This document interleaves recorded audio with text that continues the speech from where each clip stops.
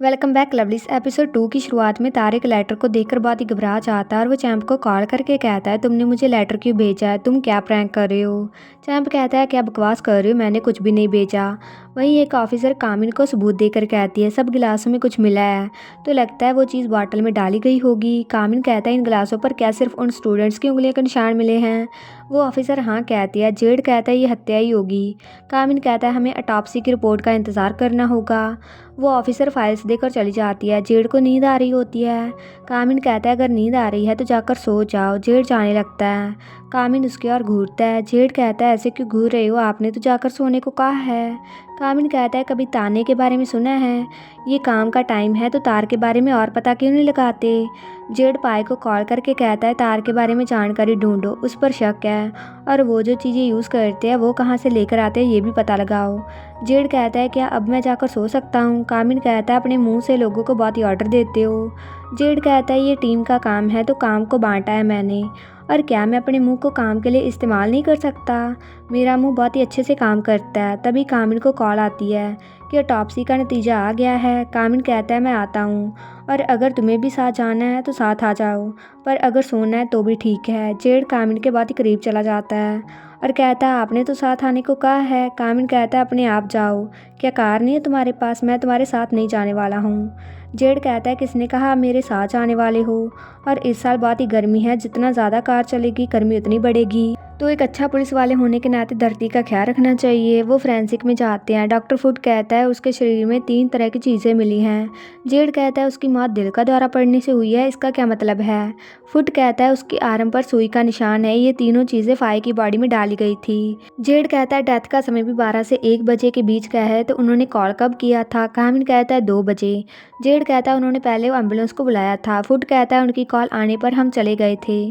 कामिन कहता है, आप तो फोरेंसिक डॉक्टर हो ना? फुट कहता है, यहाँ स्टाफ की कमी है तो हम उनकी हेल्प कर देते हैं, और कॉल मैंने ही उठाई थी।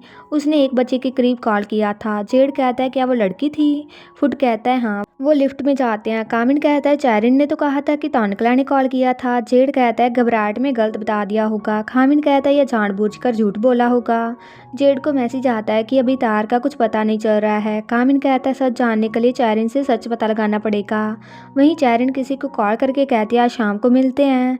वहीं चैंप तार की कॉल नहीं उठाता तो वो उसे मैसेज करता है।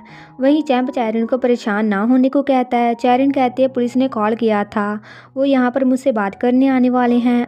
अपने डैड को मेरी हेल्प करने को कहो ना, मुझे डर लग रहा है। चैंप कहता है, डर किस बात का? तुमने कुछ गलत नहीं किया है। चैंप को तार का मैसेज आता है। चैंप कहता है, सुबह उसने कहा उसे कुछ लेटर मिला है और मुझे बाहर में मिलने को बुला रहा था, और पता नहीं क्या ट्रुथ और डेयर कह रहा था। तभी कामिन और जेड वहाँ पर आ जाते हैं। कामिन कहता है, एक और बार पूछ रहा हूँ, हॉस्पिटल में उस रात कॉल किसने किया था? चैरिन कहती है, तौनकला ने। कामिन कहता है, पर अस्पताल वालों ने कहा कि एक लड़की की आवाज़ थी। चैरिन चैंप को पकड़कर उसके पीछे खड़ी रहती है। कामिन कहता है, उन्होंने कहा कोई 20 साल की लड़की की स्वीट सी आवाज़ थी, जो तुम्हारी आवाज़ की तरह ही लगती है। जेड कहता है, तो सच बताओ। चैंप कहता है, घबराहट में गलत बता दिया होगा, कॉल तो मेरे दोस्तों में से ही किसी ने किया होगा। जेड कहता है, तुम लोगों की कहानियाँ आपस में मिल नहीं रही हैं। उस रात गलती तो हो सकती है, पर आज भी अच्छे से सोच नहीं पा रहे हो क्या? चैरिन कहती है, माफ़ कीजिए, मैंने कॉल किया था, उस दिन मैंने गलत बता दिया था। जेड कहता है, क्या कुछ और छिपा रहे हो? चैरिन कहती है, नहीं। जेड कहता है, क्या तार से बात हुई तुम लोगों की? चैंप कहता है, आप उसे क्यों ढूंढ रहे हो? कामिन कहता है, अगर और सबूत छिपाए तो कानून तोड़ने के जुर्म में अंदर जा सकते हो, और मुझे फ़र्क नहीं पड़ता तुम्हारा बाप कौन है या कितना पावरफुल है। चैंप कहता है, तार ने कहा उसे लेटर मिला है, पर मुझे कुछ और पता नहीं है, वो ट्रुथ और डेयर के बारे में बात कर रहा था।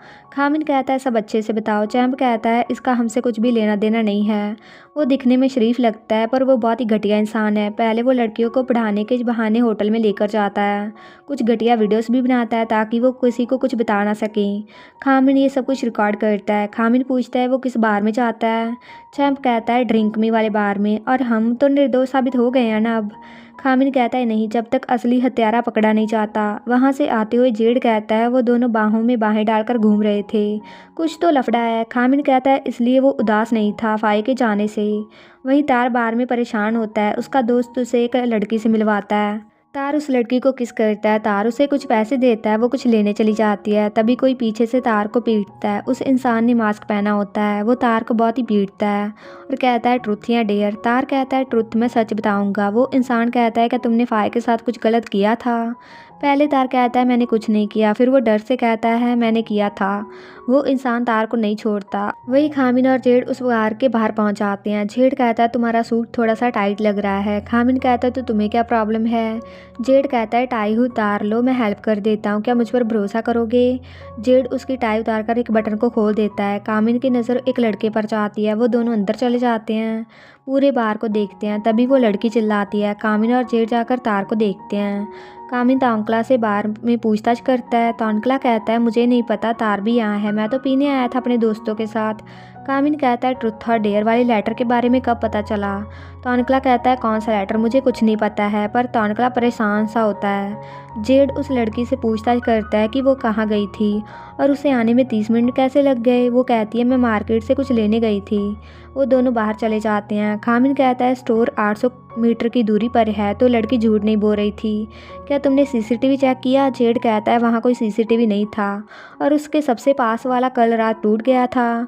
खामिन कहता है नया प्लान बनाना पड़ेगा, हम उनसे एक कदम पीछे नहीं रह सकते हैं। जेड कहता है हाँ पर अभी घर जाते हैं, मैं तुम्हें छोड़ आता हूँ। खामिन कहता है मुझे यूनिट में छोड़ आना। जेड कहता है देर हो गई है, घर चले जाओ। खामिन कार की चाबी मांगता है। जेड देने से मना करता है। खामिन छीनने लगता है पर जेड उसे जेब में डाल लेता है। जेड कहता है चाबी चाहिए तो ले लो। खामिन चाबी जेब से निकालने लगता है। जेड कहता है तुम गलत सबूत जेब तो कर रहे हो, मेरे जैसा हैंडसम लड़का बार बार नहीं मिलता। खामिन कार में बैठ जाता है। जेड कहता है मैं तुम्हें होटल तुम्हारा सामान पैक करने को लेकर जा रहा हूँ। खामिन पूछता है क्यों। जेड करीब आकर खामिन की सीट बेल्ट लगाता है। उसके बाद खामिन अपना बैग लेकर आता है। जेड कहता है बस यही सामान है। खामिन कहता है पता नहीं कब तक रहना है, तो क्या पूरे घर का सामान लेकर चलूँ। जेड कहता है मुझ पर भरोसा नहीं है, इस 5 स्टार होटल में तुम्हें नींद अच्छे से नहीं आती, मैं अच्छी जगह ढूंढ कर दूंगा। जेड उसका बैग लेकर स्माइल करते हुए जाता है। खामिन कहता है मुझे अपने घर लेकर क्यों आए हो। खामिन वापस जाने लगता है। जेड कहता है अभी देर हो गई है, यहीं रहो। जे आकर उसका स्वागत करता है। जेड कहता है मैं किराया होटल से आधा ही लूँगा। होटल का क्या किराया था। खामिन कहता है 1,80,000, वो ही सारा काम करते थे मेरे लिए। जे 50,000 का इशारा करता है पर जेड 40,000 किराया बताता है। खामिन कहता है मैं एक रात रहकर देखता हूँ, अगर अच्छा नहीं लगा तो मैं चला जाऊँगा, कॉन्ट्रैक्ट लिख लो, मैं किसी पर भरोसा नहीं करता। जेड कहता है तो अभी सर्विस तैयार करते हैं, आपको क्या खाना है। जे खाने में क्या है। जे कहता है पास्ता है सॉस और सब्जी के साथ। खामिन कहता है वो क्या है। जे कहता है स्पाइसी राइस नूडल और सलाद। अगली सुबह जेड ब्रेकफास्ट बनाता है। खामिन वहाँ पर आता है। जेड कहता है माफ़ कीजिए मैंने कपड़े अच्छे से नहीं पहने, मुझे जल्दी उठकर खाना बनाना था पर मैंने पैंट्स पहनी हुई हैं, इसकी आदत डाल लीजिए। खामिन कहता है मैं यहाँ से जा रहा हूँ। जेड कहता है अभी तो कॉन्ट्रैक्ट भी साइन नहीं किया है। वो दोनों ब्रेकफास्ट करते हैं। जेड जे से पूछता है क्या उसे तार के बारे में पता चला। जे कहता है हाँ पर हम इतने क्लोज दोस्त नहीं थे, चैंप और तार करीब थे। खामिन कहता है कि तार और तौनकला अच्छे दोस्त थे, क्या वो साथ में बार में जाते थे। जे कहता है तौनकला ड्रिंकिंग में नहीं जाता था, उसे वो पसंद नहीं था। अब मैं क्लास में जाता हूँ। यूनिवर्सिटी में बेल कहती है मुझे डर लग रहा है। चैंप कहता है किसी को ट्रुथ और डेयर लेटर मिला है। तौनकला कहता है ये क्या है, कल पुलिस ने भी मुझसे ये पूछ रहे थे। चैंप कहता है तुमसे कब पूछा। तौनकला कहता है मैं ड्रिंक में गया था, तब उन्होंने पूछा। चैंप पूछता है वहाँ पर क्यों गए थे। तौनकला वहाँ से चला जाता है। वहीं खामिन और जेड तार के घर की जांच करते हैं। खामिन को लैपटॉप में कुछ लड़कियों की फ़ोटोज मिलती हैं। जेड भी उन्हें देखता है। वो लेटर को ढूंढते हैं। जेड को वो लेटर मिल जाता है, उसमें कुछ फ़ोटोज़ होती हैं। खामिन कहता है ये आसान केस नहीं है। वहीं तौनकला को भी वो एक लेटर मिला होता है, उसके पीछे लिखा था तुम्हें पता था उन्होंने क्या किया है पर फिर भी तुमने कुछ नहीं किया क्योंकि उन्होंने तुम्हें खरीद लिया था। वहीं जेड जे को कॉल करके उसे सच बताने को कहता है कि उसे भी लेटर मिला है या नहीं। जे कहता है मुझे नहीं मिला। जेड बहुत ही गुस्सा होता है। खामिन कहता है गुस्सा मत करो, हमें जे को अपने सामने रखना होगा उसे बचाने के लिए। जेड कहता है क्या हम दोनों ये संभाल पाएंगे। खामिन कहता है हम दोनों उसे पकड़ लेंगे। उसके बाद खामिन कहता है मेरे कपड़े कहाँ हैं और ये क्या है। जेड कहता है ये पजामा है और जो भी अलमीरा में कपड़े हैं वो आपके पहनने के लिए हैं और मैंने तुम्हारे कपड़े धो दिए हैं। खामिन कहता है मैं अपने कपड़े पहनूंगा, वो वापस दो। जेड कहता है यहाँ का मालिक मैं हूँ, होटल में एक ड्राई क्लीन के 1000 लेते हैं ना, मैं सिर्फ 300 लूँगा, ठीक है ना। अपने चेहरे को देखो, तुम्हें अच्छा लगा ना। खामिन कहता है मेरे कपड़ों को ख्याल रखने की ज़रूरत होती है, अगर वो ख़राब हुए तो मैं एक पीस के 10,000 लूँगा। जेड कहता है वो ख़राब नहीं होंगे, पर क्या मैं अपनी बॉडी से भी कर सकता हूँ? खामिन कहता है ये काफ़ी नहीं होगा। जेड उसे रोक कर कहता है चिंता मत करिए, तुम्हारा सब कुछ मैं बहुत ही ख्याल से हैंडल करूँगा। वो एक दूसरे की आंखों में देखते हैं। इसी के साथ ही एपिसोड खत्म हो जाता है। तो अगर आपको ये वीडियो अच्छा लगा, वीडियो को हाइप कीजिए and please like, comment, share and also subscribe to my channel. तो मिलते हैं नेक्स्ट वीडियो में।